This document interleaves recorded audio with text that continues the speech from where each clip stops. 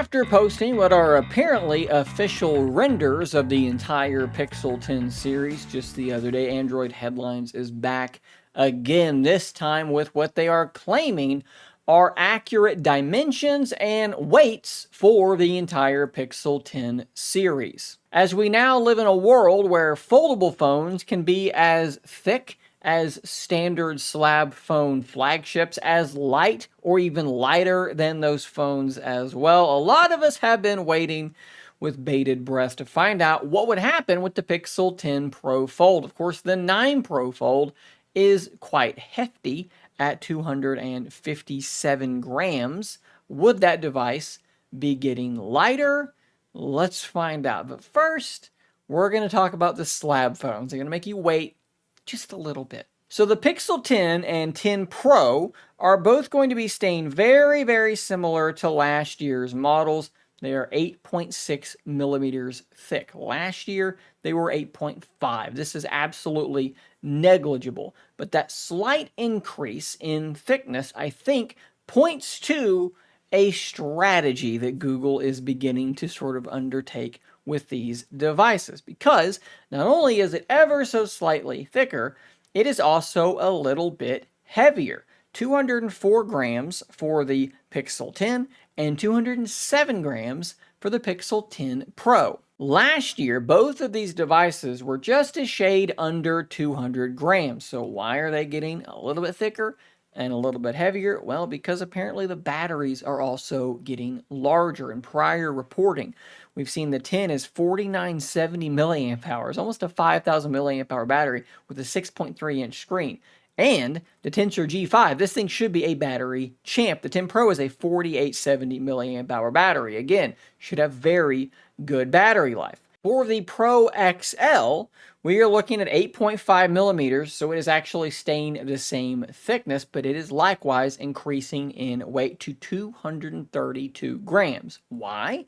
Because again, we are getting a bigger battery. This time 5200 milliamp hours. That is a significantly larger battery than last year. So that seems to be the strategy for Google. Hey, we might get a little bit thicker, we might get a little bit heavier, but we're tossing in a much larger battery. So these things, again, with that Tensor G5, which is a 3-nanometer process made by TSMC, these phones should last quite a while. But foldables are different. Everyone is chasing a thinner and thinner and lighter form factor. So what is Google going to do? Well, I'll tell you, not that. They're actually going in the opposite direction. According to this reporting, the Pixel 10 Pro Fold will be 10.8 millimeters when closed and 5.2 millimeters when opened. That is, yes indeed, slightly thicker than the current model, and it's going to be 258 grams. That is 1 gram heavier than the current model. The Pixel 10 Pro Fold is apparently, like I just said, thicker and heavier than last year. If you thought that device needed to get thinner and get lighter, it is not happening. Why are they doing this? Because, ladies and gentlemen, they have packed in a 5015 milliamp hour battery. That is absolutely their strategy. They think people want a bigger battery and they will sacrifice some weight to get it. I find this to be absolutely fascinating, and I love that they're doing this.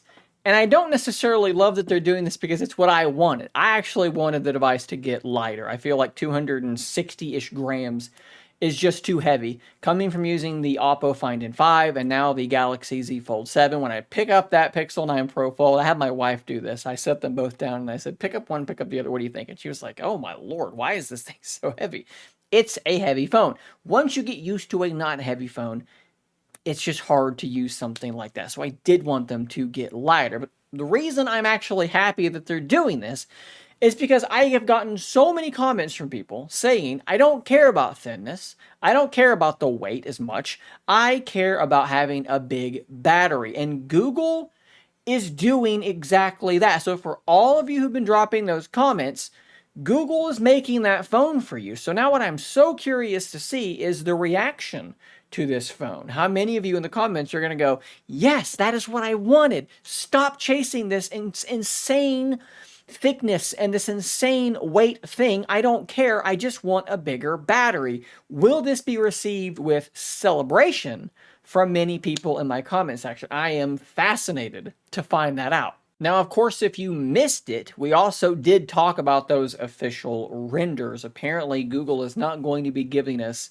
a simple white or black option, porcelain or obsidian, with the 10 Pro Fold. It is Moonstone and Jade, if I'm remembering correctly. For me, I think Moonstone is like the only possible option. I actually got a lot of comments from people that really liked the Jade color. It's not doing it for me. I still think it's weird that they're not giving us like a basic color option between the two. It just seems a bit weird. But guys, that is our Pixel 10 Pro Fold, right? Like, we have a pretty good handle on these specs at this point. 5,000 milliamp hour battery, slightly larger cover screen at 6.4 inches, 16 gigs of RAM, a slightly smaller primary camera sensor. It's the same one that's in the Pixel 9a. It's probably going to be fine. The other cameras likely staying exactly where they are. Like I said before, the software is going to have to carry the day unless, like I'm thinking, there's a chance this battery life might be a whole heck of a lot better. Like, guys, again, we're going from Tensor G4, made by Samsung Foundry, to this G5, made by TSMC, and it's going to be a 3nm process. Was the 4 3nm? It was a 4nm process. They're going from 4 to 3. That's going to help efficiency. So many potential efficiency gains in the processor, plus the bigger battery. I think that there could be a real selling factor just in that for those of you that, again, don't care about these other things. They don't care about thickness. They don't care about weight. They just want a long-lasting phone that can fold. Very, very interesting, like I said, to see how all of this is going to pan out. And I can't wait to see in the comments down below what the reaction is. If you want to see this article where I have the little spec sheet and all of the numbers, I'll put a link to that in the description down below. So do definitely go check that out. Subscribe for more content just like this. And until next time, until August the 20th, when these phones are unveiled, stay nerdy, my friends.